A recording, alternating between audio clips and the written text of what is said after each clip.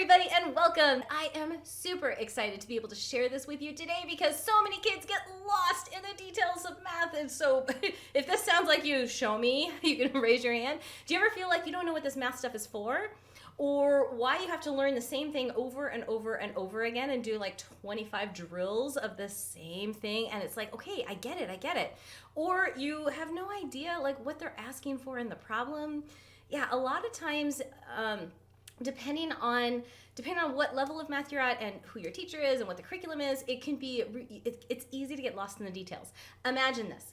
Imagine you and I are gonna go fix the front door, and I say to you, go get the toolbox. So you grab the toolbox and I say, okay, so what do you think we need? What tool? And you're like, well, I don't know. What's wrong, right? So we have to identify the problem first. And once we do that, I say, okay, you know what? This nail came out. We need to put it back in. And so you hand me a drill. Now, is that the right tool for the job? To put a nail in? No. What would you be handing me?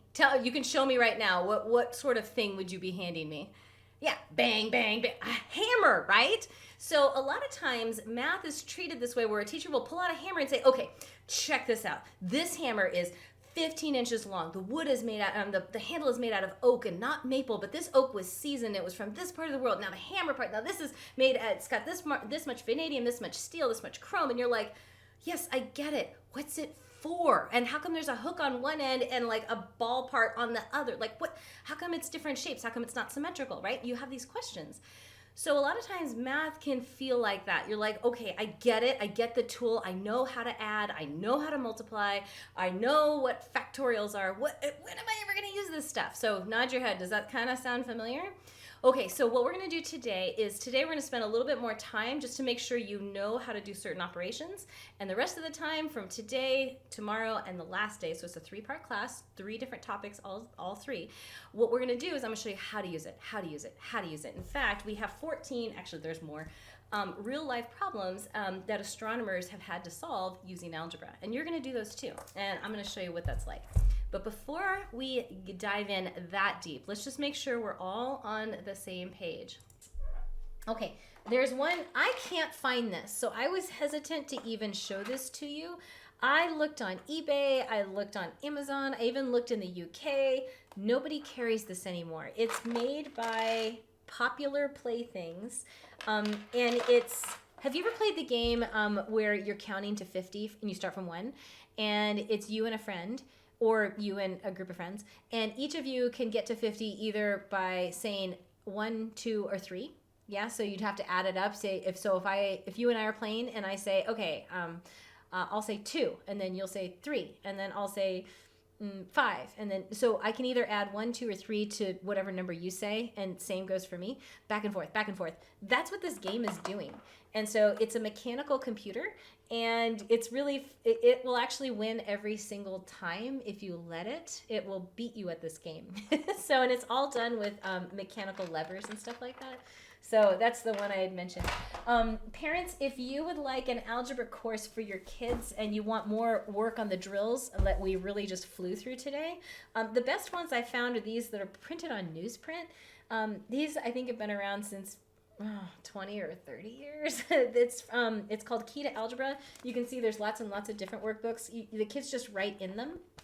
And it goes over, we probably covered up through, 6 books today. So if you have these, you can go all the way up to book 6. And then we're going to work on groups, books 7 through 10. Tomorrow and the next day. So if you need more drill time, just more practice and stuff, you can actually see it looks like this. I mean, doesn't this look like what we worked on today? Yeah. So this is a great way just to get that practice in. So it's called Key Concepts, and it's made by McGraw-Hill. I think it's made by McGraw-Hill. And so you can get them.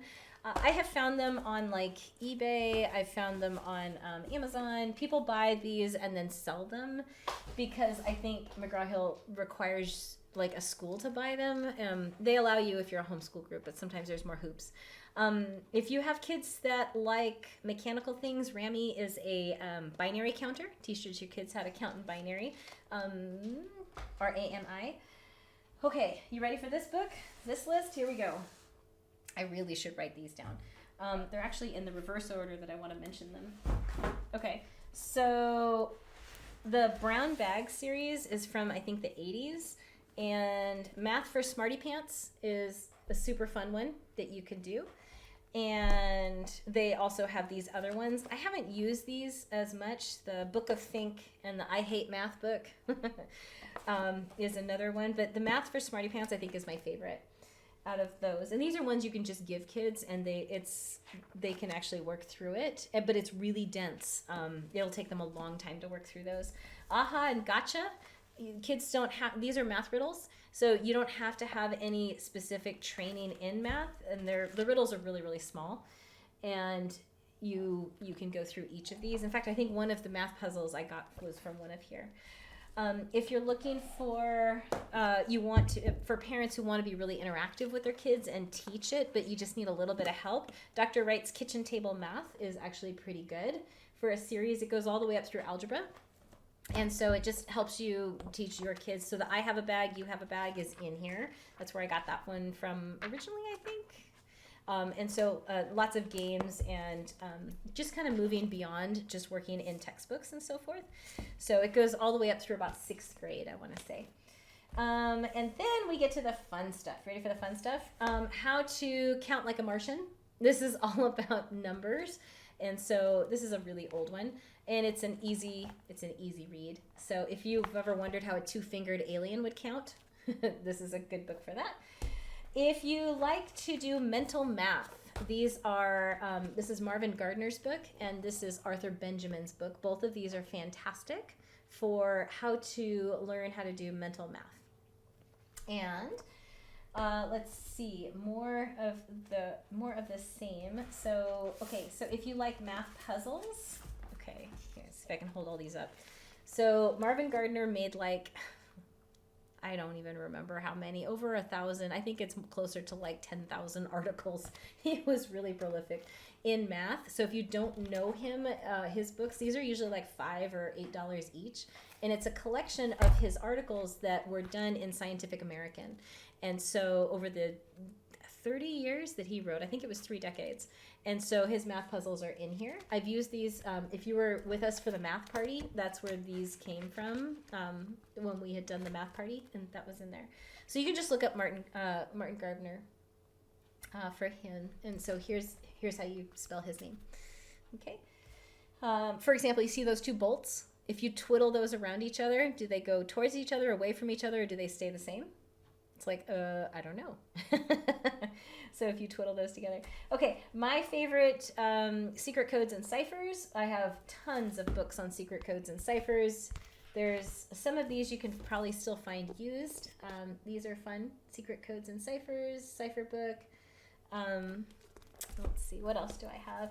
65 short mysteries in math. My kids said they liked that one a lot. And let me see, cryptorhythms. I got 2 more. Cryptorhythms are, I don't know why this book is selling for way too much right now. So I got mine. It actually says $1. It's selling for $900 on the internet right now, and I don't know why. And so you could take a look at cryptorhythms. Cryptorhythms is the same as alphametrics, which is basically it's where you have problems. Let me get a big enough font here. It's where they're disguising the math problems as letters. Let's see if I can find a better one. And usually they're addition when you get started, but then it can quickly get into harder problems. Here, like this. Do you see where it says send more money? So the S is a digit, and so that is a math problem, and you're trying to figure out which each one of the letters is. So you'd find me normally up in a tree solving one of these when I was a kid.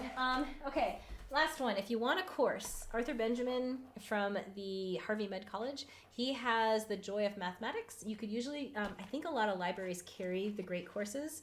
He has a 2 DVD set, and you could go check that out or take a look at it. These tend to be expensive. But I actually did like his Joy of Mathematics, and he covers everything from numbers, counting, algebra, geometry, probability, infinity, trigonometry in here, and really breaks it down. They're a little thick though, so you really gotta like math if you're gonna go for those. Okay, how'd I do? And if you, oh yeah, flexagons. This is new. I haven't actually done this one. But if you like to make math toys and math puzzles, this is the magic of flexagons. I was excited to get this in the mail, and they're actually all cut out, so all you have to do is cut out and follow the directions. If you want to make hexaflexagons, there's directions on the website for doing that. Okay, how'd I do? Is that good? What was the last, the last book called? The Magic of Flexagons, that one? Okay. Okay, so I'll try to put up a list of some of these. Yeah, you can go crazy and get way too many math books and not read any. Braino was made by, company name, Popular Playthings. So yeah, so he's super fun, and it's I'll talk to you about it later about how he works and so forth. So you could actually make one. You could probably make one even better. Yeah. So okay. So how was that? Was that fun?